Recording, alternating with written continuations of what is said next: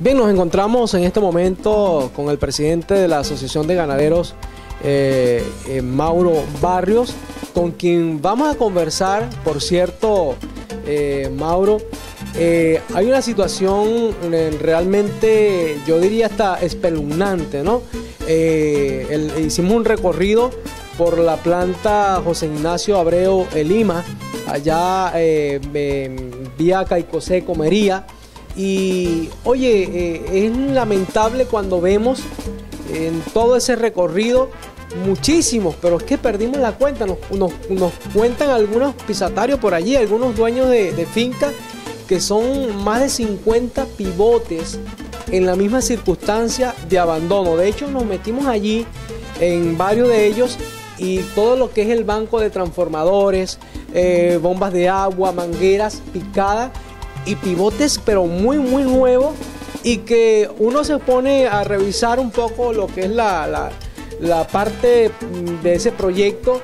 Y recordamos que el expresidente y fallecido presidente de la República, Hugo Chávez Frías, en ese proyecto inicial en el año 2009 invirtieron $645 millones para producir 35.000 hectáreas de soya, pero lo que vemos en los alrededores, a una escasa 10, 15 hectáreas de girasol y por otro lado sorgo, pero no vemos que están productivos esos pivotes.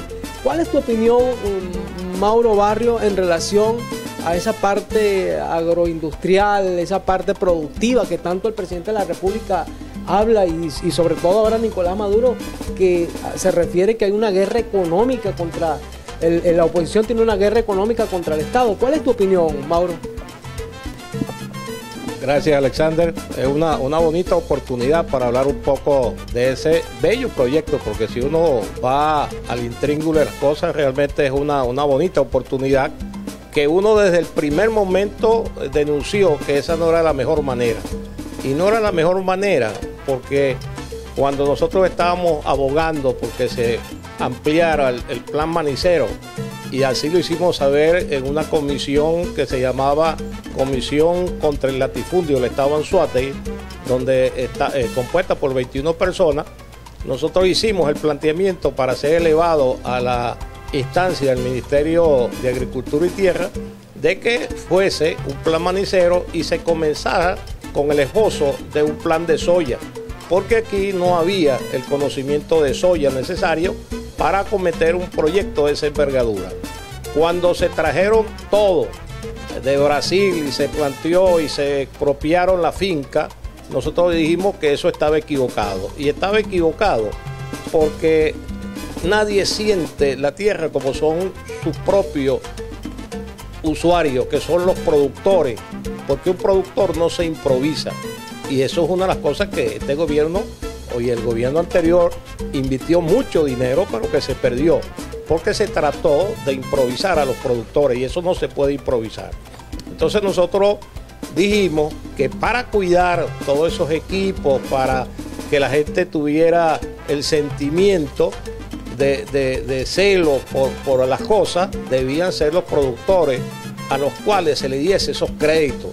Y como había sucedido con el plan manicero, esto era una mesa pelada totalmente cuando a mediados de 1960 se comenzó el plan manicero y todo el mundo invirtió su dinero allí.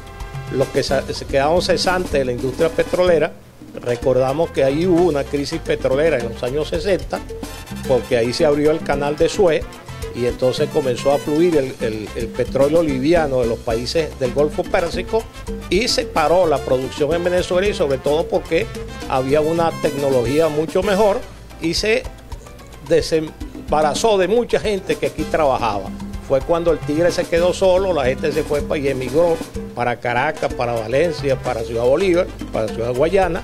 Y bueno, y algunos se quedaron y lucharon y se implantó el plan manicero. Eso es lo que uno planteaba. Cuando tú decías el caso de los pivotes, no solo son los pivotes, son los tractores, son los equipos que están siendo desmantelados. Uno de los problemas más graves del campo es la inseguridad personal. Eso involucra los equipos también, las infraestructuras, y a eso no se escapa la gente del plan de la soya. Porque, mira, el año pasado nosotros tuvimos conocimiento de que ahí en diciembre, cuando quedó muy poco personal, bueno, acabaron con esos equipos. Y eso va a suceder este diciembre también. Por eso alertamos a la gente que maneja ese proyecto que tome las previsiones del campo. Pero también eso está pasando con todas las fincas que aún persisten por allí, con muy poca producción, pero sus equipos, su infraestructura están siendo desmanteladas. Eso es uno de los graves problemas que está pasando en el campo venezolano, la inseguridad personal.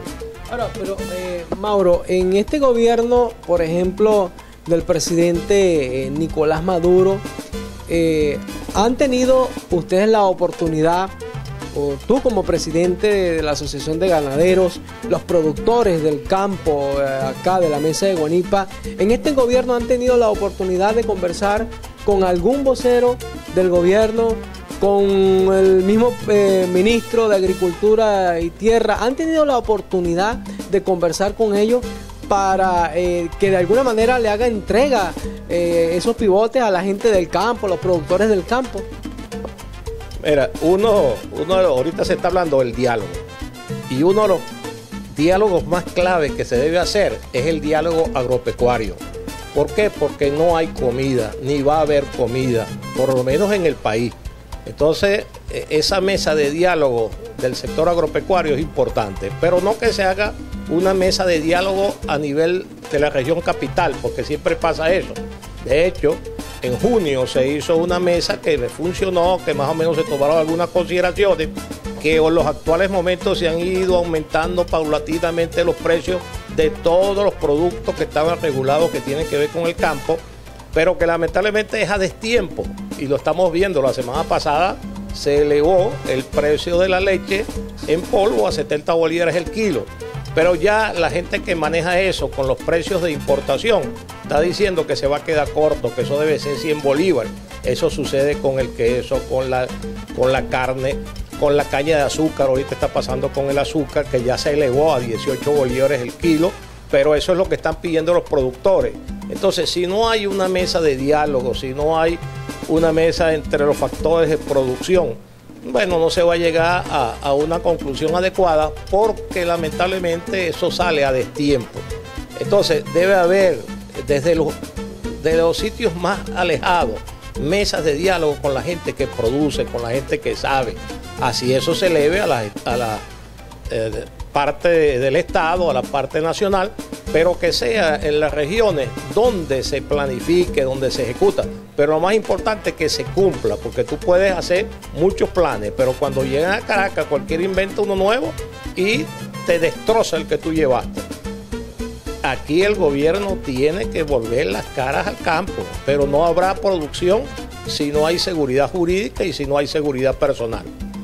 Hay una situación y que nosotros hemos visto y que de alguna manera ustedes han tenido la razón, y me refiero pues a que, por ejemplo, en el caso de acá, de la Mesa de Guanipa, muchos pivotes echándole ni agua, porque antes le echaban agua al Jalapatrás, al Cadillo, pero ahora ni siquiera agua. Y ustedes en todo caso han señalado que que el gobierno ha desasistido, ha abandonado esas instalaciones y que no ha tomado en cuenta sobre todo al productor pequeño, al mediano productor, al productor de acá, pues de la Mesa de Guanipa.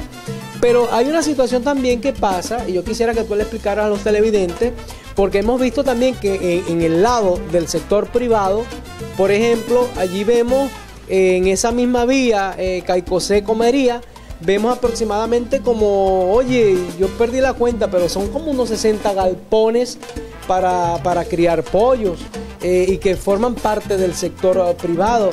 ¿Por qué eso está abandonado allí? ¿Por qué tú como presidente de la Asociación de Ganaderos has tenido la oportunidad de conversar con sus propietarios, con sus dueños?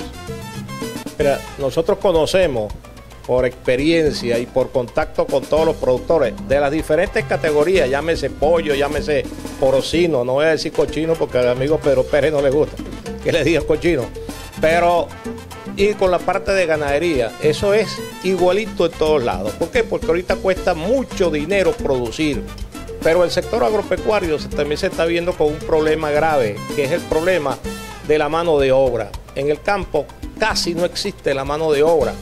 ¿Por qué? Porque la industria petrolera y la industria del turismo se llevan, atraídos por los mejores beneficios económicos, a la gente joven en la edad productiva. Aquí cuando se hizo un estudio, y a mí me tocó estar allí, de las consideraciones para la explotación de la faja petrolífera del Orinoco, entre esas partes del estudio de Corporiente, conjuntamente con la empresa petrolera, que en ese tiempo era Corpoven, decía: en el campo se encuentran o los muy viejos o los muy jóvenes. La generación intermedia se ha ido a ensanchar los cinturones de miseria de las grandes urbes pobladas. Pero ahorita estamos viendo cómo esos cinturones de miseria se están también proyectando hacia Pariaguán, hacia San Diego, hacia Suata, entonces hacia Mapire. Entonces vemos cuál es la triste situación. Pues cada día los problemas se agravan más. Hay que volver los ojos al campo. Si el gobierno no entiende eso, lamentablemente la parte privada no se va a meter, porque si no hay garantías de producción, no lo va a hacer. Bueno, vamos a unos compromisos comerciales, pero al regreso vamos a ver qué opina o cuál es tu percepción, cómo tú avisoras el año 2015. ¿Cómo se ve este año con una situación económica que va a cerrar, oye, con una inflación por el orden del 70%? Vámonos a unos compromisos comerciales y ya regresamos con más de Somos Tu Voz.